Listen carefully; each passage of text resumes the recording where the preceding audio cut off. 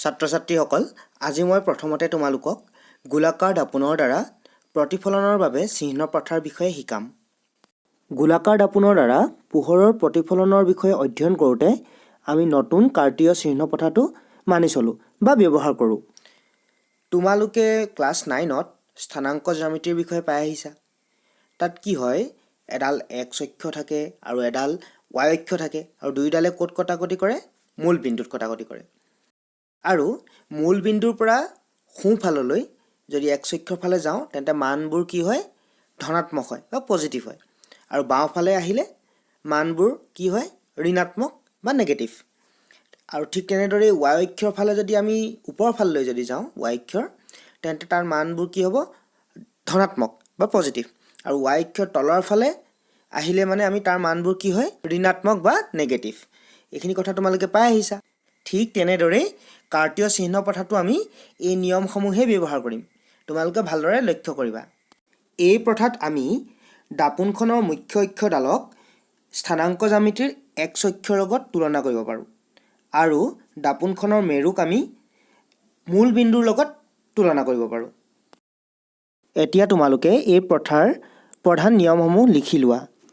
আৰু প্ৰথম নিয়মটো হৈছে লক্ষ্যবস্তু সদায় দাপোনৰ বাওঁ হাতে অৰ্থাৎ -x অক্ষৰ দিশত ৰখা হয়।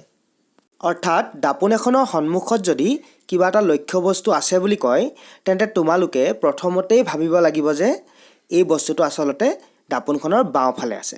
মনত ৰাখিবা। 2 নম্বৰ নিয়মটো হৈছে মূল বিন্দুৰ পৰা বাওঁফালে অৰ্থাৎ -x অক্ষৰ দিশত সকলো দূৰত্বই ঋণাত্মক হ'ব। অৰ্থাৎ গোলাকাৰ দাপোন এখনৰ বাওঁফালে যিমান দূৰত্ব আমি হিচাপ কৰোঁ সেই সকলোবোৰ আমি ঋণাত্মক ল'ব লাগিব। তেন্তে লক্ষ্যবস্তুৰ দূৰত্বও দাপোনখনৰ পৰা ঋণাত্মক হ'ব। যদি তোমাক প্ৰশ্নত দিয়া থাকে এখন দাপোনৰ সন্মুখত এটা লক্ষ্যবস্তু 30 মিটাৰ দূৰত আছে, তেন্তে তোমালোকে সেই মানটো -30 মিটাৰ বুলি লিখিব লাগিব। যিহেতু লক্ষ্যবস্তু এটা দাপোনৰ সদায় বাওঁফালে থাকে, গতিকে লক্ষ্যবস্তুৰ দূৰত্ব সদায় ঋণাত্মক হ'ব। তোমালোকে এইটো কথা মনত ৰাখিবা। তৃতীয় নিয়মটো হৈছে মূল বিন্দুৰ পৰা সোঁফালে অৰ্থাৎ +x অক্ষৰ দিশত সকলো দূৰত্ব ধনাত্মক হয়। অৰ্থাৎ দাপোন এখনৰ সোঁফালে যদি কিবা দূৰত্ব আমি জুখিব লগা থাকে, অৰ্থাৎ +x অক্ষৰ দিশত যদি কিবা দূৰত্ব আমি জুখিব লগা থাকে, তেন্তে সেই মানবোৰ হ'ব সদায় ধনাত্মক। মই তোমালোকক আগৰ ৰশ্মি চিত্ৰসমূহত দেখাই আহিছিলোঁ যে কিছুমান অৱস্থানত প্ৰতিবিম্ব সদায় দাপোনৰ পাছফালে গঠন হয়। অৰ্থাৎ তেনে ক্ষেত্ৰত আমাৰ প্ৰতিবিম্বৰ দূৰত্বটো আমি ধনাত্মক ল'ব লাগিব। তোমালোকে জানাই যে উত্তল দাপোনে সদায় দাপোনৰ পাছফালে প্ৰতিবিম্ব গঠন কৰে। ধৰা হওক উত্তল দাপোন এখনে দাপোনৰ পাছফালে 15 মিটাৰ দূৰত্বত এটা প্ৰতিবিম্ব গঠন কৰিছে, তেন্তে আমি সেই ক্ষেত্ৰত +15 মিটাৰেই ল'ব লাগিব, অৰ্থাৎ ধনাত্মক মানটো ল'ব লাগিব। 4 নম্বৰ নিয়মটো হৈছে মুখ্য অক্ষৰ লম্বভাৱে ওপৰলৈ অৰ্থাৎ +y অক্ষৰ দিশত জোখা প্ৰতিটো জোখ ধনাত্মক হ'ব। এতিয়া ধৰা হওক এটা লক্ষ্যবস্তু গোলাকাৰ দাপোন এখনৰ সন্মুখত আছে আৰু লক্ষ্যবস্তুটোৰ উচ্চতা 5 মিটাৰ। ই লম্বভাৱে ওপৰৰ ফাললৈ মূৰ কৰি আছে থিয়কৈ। গতিকে ইয়াৰ উচ্চতাটো আমি ধনাত্মক ল'ব লাগিব, +5 মিটাৰ বুলি ল'ব লাগিব মানটো। একেবাৰে শেষৰ নিয়মটো হৈছে মুখ্য অক্ষৰ লম্বভাৱে তললৈ অৰ্থাৎ -y অক্ষৰ দিশত জোখা প্ৰতিটো জোখ ঋণাত্মক হ'ব। এতিয়া চোৱা, এই গোলাকাৰ দাপোনখনৰ সন্মুখত এটা 5 মিটাৰ উচ্চতাৰ লক্ষ্যবস্তু আছে। আৰু এই লক্ষ্যবস্তুটোৰ প্ৰতিবিম্বটো গঠন হৈছে ওলোটাকৈ আৰু প্ৰতিবিম্বৰ উচ্চতা ধৰা হওক 10 মিটাৰ। কিন্তু এই উচ্চতাটোক আমি -10 মিটাৰ বুলি লিখিব লাগিব, কিয়নো ই ওলোটাকৈ গঠন হৈছে, অৰ্থাৎ -y অক্ষৰ দিশত গঠন হৈছে।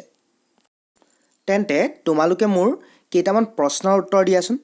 প্ৰথম প্ৰশ্নটো হৈছে উত্তল দাপোনৰ ফ'কাছ দৈৰ্ঘ্য আৰু ভাঁজ ব্যাসাৰ্ধৰ মান ধনাত্মক হ'ব নে ঋণাত্মক?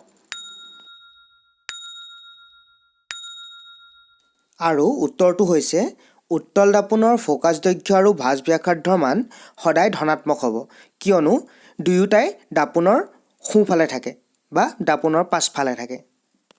দ্বিতীয় প্ৰশ্নটো হৈছে অৱতল দাপোনৰ ফ'কাছ দৈৰ্ঘ্য আৰু ভাঁজ ব্যাসাৰ্ধৰ মান ধনাত্মক হ'ব নে ঋণাত্মক হ'ব? এই প্ৰশ্নটোৰ উত্তৰ তোমালোকে নিজেই কৰিবলৈ চেষ্টা কৰিবা। ছাত্ৰ ছাত্ৰীসকল, এইবাৰ আমি দাপোনৰ সূত্ৰৰ বিষয়ে পঢ়িম। দাপোনৰ সূত্ৰ বুলি ক'লে লক্ষ্যবস্তুৰ দূৰত্ব ইউ, প্ৰতিবিম্বৰ দূৰত্ব ভি আৰু ভাঁজ ব্যাসাৰ্ধ আৰ বা ফ'কাছ দৈৰ্ঘ্য স্মল এফৰ মাজত থকা সম্পৰ্কটোকে বুজায়। আৰু সম্পৰ্কটো হৈছে 1/v plus 1/u is equal to 1/f। আৰু আমি ইতিমধ্যে ভাঁজ ব্যাসাৰ্ধ আৰ আৰু ফ'কাছ দৈৰ্ঘ্য এফৰ মাজৰ সম্পৰ্কটো পাই আহিছোঁ। আৰ ইজ ইকুৱেল টু কি আছিলে? 2f। গতিকে এফ ইজ ইকুৱেল টু কিমান হ'ব? r/2। আৰু এই মানটো যদি আমি সূত্ৰটোত বহাই দিওঁ তেন্তে সূত্ৰটো হ'ব 1/v plus 1/u is equal to 1/r/2। আৰু এই 1/r/2ক আমি 2/r বুলি লিখিব পাৰোঁ। এতিয়া এই দুয়োটা সূত্ৰ ব্যৱহাৰ কৰি দাপোনৰ বিভিন্ন গাণিতিক সমস্যাসমূহ কিদৰে সমাধান কৰে চাওঁ আহা। প্ৰথম প্ৰশ্নটো হৈছে 15 চেণ্টিমিটাৰ ফ'কাছ দৈৰ্ঘ্যৰ উত্তল দাপোন এখনৰ পৰা 10 চেণ্টিমিটাৰ দূৰত বস্তু এটা ৰখা হৈছে। প্ৰতিবিম্বৰ অৱস্থান আৰু প্ৰকৃতি নিৰ্ণয় কৰা। এতিয়া ইয়াত চোৱা, এইখন এখন উত্তল দাপোন আৰু মই তোমালোকক আগতেই কৈছিলোঁ যে উত্তল দাপোনৰ ফ'কাছ দৈৰ্ঘ্য আৰু ভাঁজ ব্যাসাৰ্ধ ধনাত্মক হয়। গতিকে ইয়াত আমাৰ এফৰ মানটো ধনাত্মকেই হ'ব, অৰ্থাৎ 15 চেণ্টিমিটাৰেই ল'ব লাগিব। আৰু ইয়াত লক্ষ্যবস্তুটো আছে দাপোনৰ সন্মুখত 10 চেণ্টিমিটাৰ দূৰত, আৰু যিহেতু ই বাওঁফালে হয় গতিকে ইয়াৰ মানটো আমি -10 চেণ্টিমিটাৰ ল'ব লাগিব, অৰ্থাৎ লক্ষ্যবস্তুৰ দূৰত্ব ইকুৱেল টু -10 চেণ্টিমিটাৰ। তেন্তে আমি ইয়াত এতিয়া প্ৰতিবিম্বৰ অৱস্থান অৰ্থাৎ প্ৰতিবিম্বৰ দূৰত্ব ভি নিৰ্ণয় কৰিব লাগিব। এতিয়া আমি ফ'কাছ দৈৰ্ঘ্য এফ আৰু লক্ষ্যবস্তুৰ দূৰত্ব ইউৰ মান যদি আমি দাপোনৰ সূত্ৰটোত বহাওঁ তেন্তে প্ৰতিবিম্বৰ দূৰত্ব আমি নিৰ্ণয় কৰিব পাৰিম।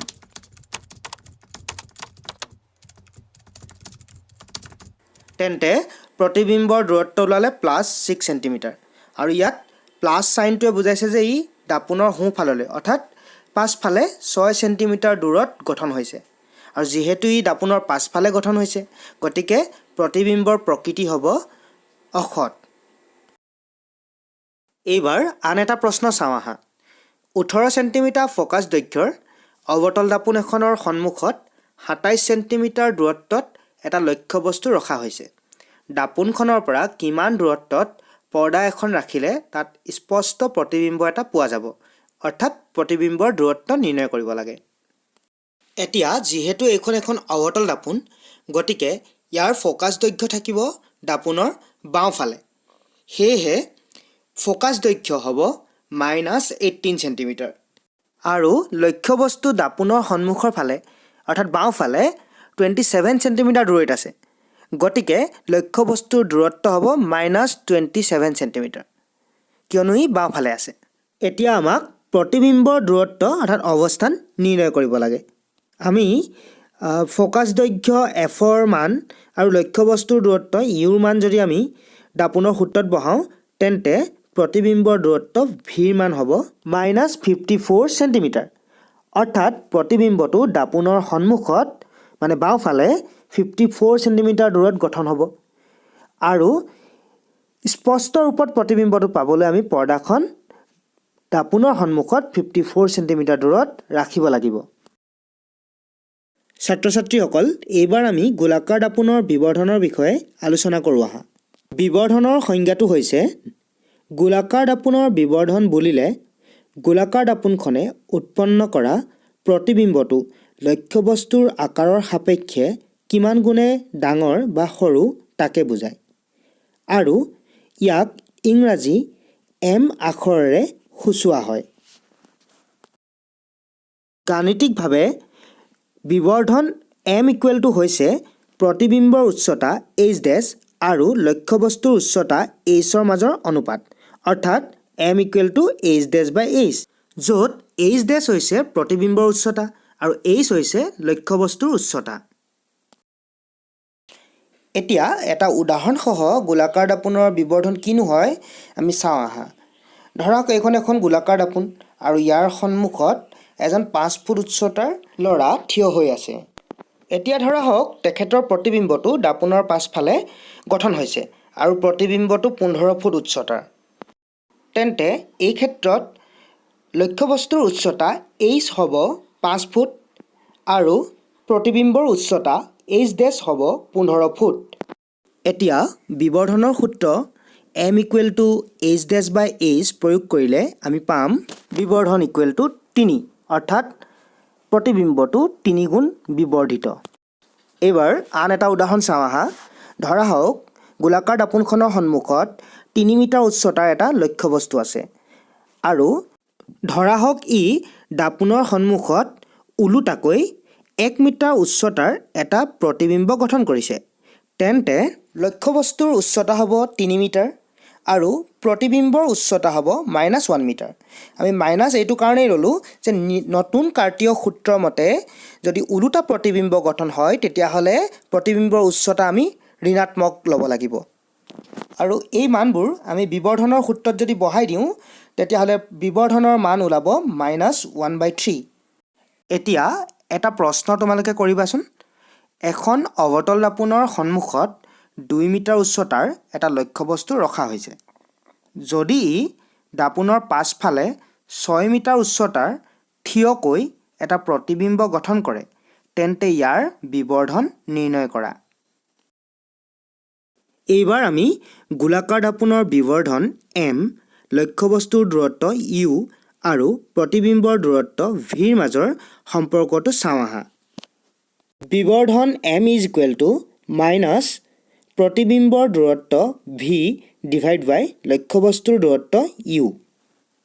বিবৰ্ধনৰ আগৰ সূত্ৰটোৰ লগত যদি এতিয়াৰ সূত্ৰটো আমি তুলনা কৰোঁ তেন্তে দুয়োটা সূত্ৰ লগ লগাই হ'ব m = h' by h = -v/u। এতিয়া এই সূত্ৰটো ব্যৱহাৰ কৰি কেইটামান গাণিতিক সমস্যা সমাধান কৰোঁ আহা। প্ৰথম প্ৰশ্নটো হৈছে 30 চেণ্টিমিটাৰ ভাঁজ ব্যাসাৰ্ধৰ উত্তল দাপোন এখনৰ সন্মুখত 20 চেণ্টিমিটাৰ দূৰত্বত 5 চেণ্টিমিটাৰ উচ্চতাৰ বস্তু এটা ৰখা হ'ল। প্ৰতিবিম্বৰ অৱস্থান, ইয়াৰ প্ৰকৃতি আৰু আকাৰ নিৰ্ণয় কৰা। ইয়াত দিয়া আছে ভাঁজ ব্যাসাৰ্ধ r = 30 চেণ্টিমিটাৰ আৰু যিহেতু ই এখন উত্তল দাপোনেই হয় আৰু ই ভাঁজ ব্যাসাৰ্ধ সোঁফালে থাকিব গতিকে ই ধনাত্মকেই হ'ব অৰ্থাৎ r = +30 চেণ্টিমিটাৰ হ'ব। যিহেতু ফ'কাছ দৈৰ্ঘ্য ভাঁজ ব্যাসাৰ্ধৰ আধা হয় গতিকে ফ'কাছ দৈৰ্ঘ্য f হ'ব 15 চেণ্টিমিটাৰ। আনহাতে লক্ষ্যবস্তুৰ দূৰত্বটো হ'ব ঋণাত্মক কিয়নো লক্ষ্যবস্তু সদায় দাপোনৰ সন্মুখত থাকে আৰু ইয়াত লক্ষ্যবস্তুটো 20 চেণ্টিমিটাৰ দূৰৈত আছে গতিকে লক্ষ্যবস্তুৰ দূৰত্ব u = -20 চেণ্টিমিটাৰ হ'ব। তোমালোকক ইতিমধ্যে মই দাপোনৰ সূত্ৰ ব্যৱহাৰ কৰি কিদৰে প্ৰতিবিম্বৰ দূৰত্ব v নিৰ্ণয় কৰে সেই বিষয়ে মই কৈ আহিছোঁ। গতিকে দাপোনৰ সূত্ৰৰ পৰা v ৰ মান হ'ব 8.6 চেণ্টিমিটাৰ। এতিয়া আমি প্ৰতিবিম্বৰ দূৰত্ব v ৰ মান গম পালোঁ 8.6 চেণ্টিমিটাৰ। ইয়াৰ পৰা আমি প্ৰতিবিম্বৰ আকাৰ বা উচ্চতা h' নিৰ্ণয় কৰিব পাৰিম। যিহেতু প্ৰশ্নটোত দিয়াই আছে লক্ষ্যবস্তুৰ উচ্চতা h = 5 চেণ্টিমিটাৰ। এই মানসমূহ আমি বিবৰ্ধনৰ সূত্ৰত যদি প্ৰয়োগ কৰোঁ বা বহাই দিওঁ তেন্তে আমি প্ৰতিবিম্বৰ উচ্চতা নিৰ্ণয় কৰিব পাৰিম। আৰু প্ৰতিবিম্বৰ উচ্চতা h' ৰ মান হ'ব 2.2 চেণ্টিমিটাৰ অৰ্থাৎ ই লক্ষ্যবস্তুতকৈ সংকুচিত ৰূপত হ'ব। লক্ষ্যবস্তু 5 চেণ্টিমিটাৰ আছিলে আৰু ই 2.2 চেণ্টিমিটাৰ আৰু যিহেতু ই ধনাত্মক হয় গতিকে ই থিয়কৈ গঠন হ'ব।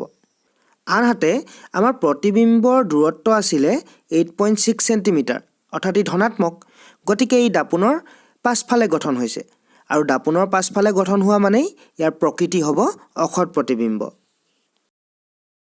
এইবাৰ আমি আন এটা প্ৰশ্ন চাওঁ আহা। 18 চেণ্টিমিটাৰ ফ'কাছ দৈৰ্ঘ্যৰ অৱতল দাপোন এখনৰ সন্মুখত 27 চেণ্টিমিটাৰ দূৰত্বত 7 চেণ্টিমিটাৰ উচ্চতাৰ বস্তু এটা ৰখা হৈছে। দাপোনখনৰ পৰা কিমান দূৰত্বত পৰ্দা এখন ৰাখিলে তাত স্পষ্টকৈ প্ৰতিবিম্ব এটা পোৱা যাব। প্ৰতিবিম্বৰ আকাৰ আৰু প্ৰকৃতি নিৰ্ণয় কৰা। এই প্ৰশ্নটো মই আগতে কৰাই অহা প্ৰশ্নটোৰ দৰে একেই, মাত্ৰ ইয়াত এইবাৰ লক্ষ্যবস্তুৰ উচ্চতা 7 চেণ্টিমিটাৰ বুলি দিছে আৰু তাৰ পৰা আমি প্ৰতিবিম্বৰ আকাৰ অৰ্থাৎ প্ৰতিবিম্বৰ উচ্চতাটো নিৰ্ণয় কৰিব লাগিব। বাকী প্ৰকৃতি আৰু প্ৰতিবিম্বৰ দূৰত্ব নিৰ্ণয়ৰ কথাটো মই আগৰ প্ৰশ্নটোতে ডিছকাছ কৰি আহিছোঁ, গতিকে মই ইয়াত কেৱল প্ৰতিবিম্বৰ উচ্চতা বা আকাৰ কিদৰে নিৰ্ণয় কৰে সেইটো দেখুৱাম। প্ৰতিবিম্বৰ দূৰত্ব v -54 চেণ্টিমিটাৰ উলিওৱাৰ পাছত আমি এতিয়া এই মানটো বিবৰ্ধনৰ সূত্ৰটোত বহাই দিম আৰু কেলকুলেশ্যন কৰাৰ পাছত প্ৰতিবিম্বৰ আকাৰ ওলাইছে -14 চেণ্টিমিটাৰ। ইয়াৰ অৰ্থ হৈছে যে প্ৰতিবিম্বটো ওলোটাকৈ গঠন হ'ব যিহেতু মাইনাছ আছে, আৰু প্ৰতিবিম্বৰ আকাৰটো 14 চেণ্টিমিটাৰ হৈছে, যিটো লক্ষ্যবস্তুৰ আকাৰ 7 চেণ্টিমিটাৰতকৈ ডাঙৰ, গতিকে প্ৰতিবিম্ব লক্ষ্যবস্তুতকৈ বিবৰ্ধিত হ'ব। আৰু যিহেতু প্ৰতিবিম্ব দাপোনৰ আগফালে গঠন হৈছে -54 চেণ্টিমিটাৰ আছে, গতিকে প্ৰতিবিম্বৰ প্ৰকৃতি হ'ব হট প্ৰতিবিম্ব। এইবাৰ আন এটা প্ৰশ্ন চাওঁ আহা। 30 চেণ্টিমিটাৰ ভাঁজ ব্যাসাৰ্ধ বিশিষ্ট অৱতল দাপোন এখনত -1 বিবৰ্ধনৰ প্ৰতিবিম্ব এটা গঠন হ'ল। লক্ষ্যবস্তুৰ দূৰত্ব আৰু প্ৰতিবিম্বৰ দূৰত্ব নিৰ্ণয় কৰা। এতিয়া চোৱা, দাপোনখনৰ ভাঁজ ব্যাসাৰ্ধ দিয়া আছে 30 চেণ্টিমিটাৰ। যিহেতু এখন অৱতল দাপোন, গতিকে ভাঁজ ব্যাসাৰ্ধ থাকিব দাপোনৰ বাওঁফালে অৰ্থাৎ সন্মুখৰ ফালে, গতিকে ভাঁজ ব্যাসাৰ্ধৰ মান হ'ব -30 চেণ্টিমিটাৰ। আনহাতে আমি জানো যে ফ'কাছ দৈৰ্ঘ্য হৈছে ভাঁজ ব্যাসাৰ্ধৰ আধা, গতিকে ফ'কাছ দৈৰ্ঘ্যৰ মান হ'ব -15 চেণ্টিমিটাৰ। আৰু বিবৰ্ধনৰ মান দিয়া আছে -1। আমি নিৰ্ণয় কৰিব লাগে লক্ষ্যবস্তুৰ দূৰত্ব u আৰু প্ৰতিবিম্বৰ দূৰত্ব v। এতিয়া আমি বিবৰ্ধনৰ সূত্ৰৰ পৰা লক্ষ্যবস্তুৰ দূৰত্ব u আৰু প্ৰতিবিম্বৰ দূৰত্ব vৰ মাজত এটা তুলনামূলক সম্পৰ্ক নিৰ্ণয় কৰিম। আৰু সম্পৰ্কটো হৈছে v = u, অৰ্থাৎ লক্ষ্যবস্তুৰ দূৰত্ব আৰু প্ৰতিবিম্বৰ দূৰত্ব সমান। এতিয়া দাপোনৰ সূত্ৰ অনুসৰি আমি জানো যে 1/v + 1/u = 1/f। ইয়াত আমি vৰ মান যদি u বুলি বহাওঁ, কাৰণ অলৰেডি আমি সম্পৰ্কটো পাই আহিছোঁ v = u হয়, গতিকে vৰ মান u বহালে uৰ মান ওলাব -30 চেণ্টিমিটাৰ। অৰ্থাৎ লক্ষ্যবস্তুৰ দূৰত্ব হ'ব -30 চেণ্টিমিটাৰ। যিহেতু বিবৰ্ধন -1ৰ বাবে আমি v আৰু uৰ সম্পৰ্কটো পাইছিলোঁ যে v = u, অৰ্থাৎ প্ৰতিবিম্বৰ দূৰত্ব = লক্ষ্যবস্তুৰ দূৰত্ব। এতেকে প্ৰতিবিম্বৰ দূৰত্ব হ'ব -30 চেণ্টিমিটাৰ। তেন্তে ছাত্ৰ ছাত্ৰীসকল, আজিলৈ মই ইমানতে সামৰিছোঁ।